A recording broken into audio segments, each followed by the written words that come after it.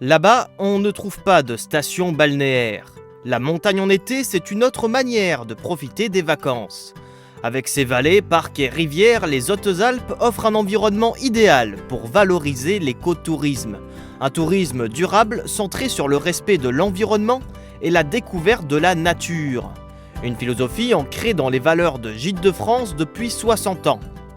Dans le département, près de 990 maisons d'hôtes labellisées cassent les codes de l'hôtellerie traditionnelle. L'état d'esprit, c'est qu'on n'est pas à l'hôtel et on n'est pas dans un tourisme aseptisé. Chaque hébergement est différent et chaque hébergeur a le souhait et la volonté d'accueillir et de faire découvrir son territoire à ses hôtes. Ils vont être un peu comme chez eux, comme à la maison. Ils vont également avoir un guide qui va leur expliquer les bons endroits où aller s'il s'agit de sentiers de randonnée, mais également leur expliquer beaucoup plus simplement chez quel bon boucher il faut aller acheter sa viande, quel est le bon fromager, quels sont les produits locaux, et leur faire découvrir une destination touristique peut-être d'une façon un peu différente qu'ils l'auraient fait s'ils étaient partis par eux-mêmes. Il faut parfois s'armer de courage pour rencontrer ces gardiens du patrimoine local.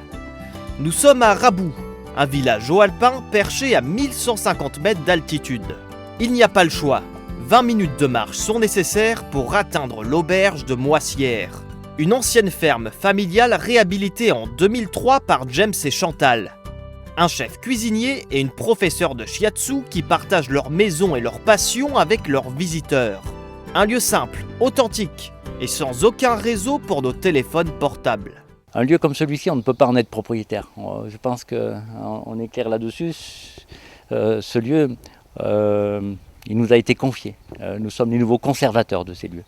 Aujourd'hui c'est nous, peut-être demain ça sera d'autres. Il y a une énergie ici qui est là, qui est cadeau. Venir ici dans ce lieu, c'était une façon aussi de me mettre un petit peu au vert. Voilà. J'étais plus trop en accord avec la restauration traditionnelle. On en a fait un business, on en a perdu un petit peu l'âme. Donc le fait de venir ici, avec une clientèle choisie également, je peux le dire, eh bien j'ai pu exprimer ce que j'avais à exprimer au travers de la cuisine. Et c'est vrai qu'il le dit souvent, les clients ils arrivent, c'est des clients et quand ils repartent c'est des amis. Et on a beaucoup de personnes comme ça qui reviennent pour le plaisir de partager, de discuter aussi et de passer un moment ici. Le voyage se poursuit à Ristolas, en plein cœur du parc naturel du Queyras. En partie rénovée par des artisans locaux, cette ancienne ferme de montagne, la Barma, appartient à Stéphane et son épouse depuis 2002.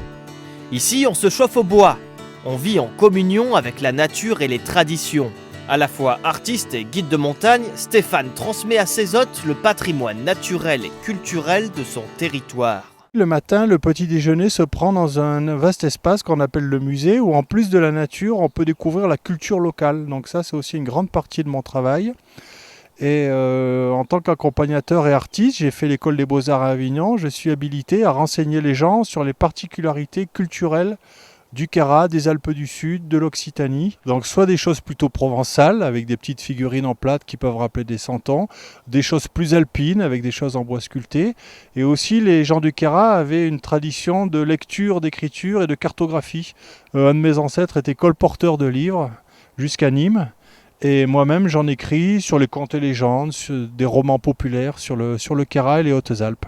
En plus, et ça c'est le côté Gîte Panda ici, c'est de pouvoir apporter aux gens un confort et de l'information sur l'environnement qu'ils vont pouvoir découvrir autour de la maison. L'autre avantage, c'est qu'ils peuvent même m'engager et on peut partir ensemble en montagne à pied ou l'hiver en raquette à neige. La route se termine sur les hauteurs de Saint-Clément-sur-Durance. À la Bourrassée, un gîte qui mêle le grand confort à l'authenticité. Du bois, de la pierre et pas mal de vide-greniers ont été nécessaires pour transformer cette vieille bâtisse en un cocon haut de gamme, classé 3 épis par Gîtes de France. Les propriétaires, Annie et Jean-François, ont quitté le Var pour s'installer dans leur région de cœur en 2009. Leur activité de maison d'hôtes ne reste qu'un complément de revenus. Mais qu'importe, le tourisme chez l'habitant permet de préserver les richesses du territoire. Chaque fois qu'un hôte vient, bien sûr qu'ils sont un petit peu émerveillés par ce qu'il y a là à voir. Et ils nous posent des questions et on échange avec eux. C'est souvent au petit déjeuner qui dure très longtemps. Mon épouse vous dira qu'il dure trop longtemps. Mais bon, c'est comme ça. On leur explique ce qu'on a fait, on leur explique pourquoi on l'a fait. Et Pourquoi on tient à ce que ce patrimoine soit sauvé? Parce que le département sans patrimoine ne sera plus visité par les touristes. Et plus de touristes, plus de département. Avec 93 000 vacanciers par an et un chiffre d'affaires de 8,2 millions d'euros, les Gîtes de France des Hautes-Alpes contribuent à faire vivre leur département. Partout en France, ces maisons d'hôtes génèrent plus de 31 000 emplois, entre les propriétaires, personnels de cuisine, d'entretien, mais aussi les artisans et commerçants locaux, chez lesquels consomment les clients.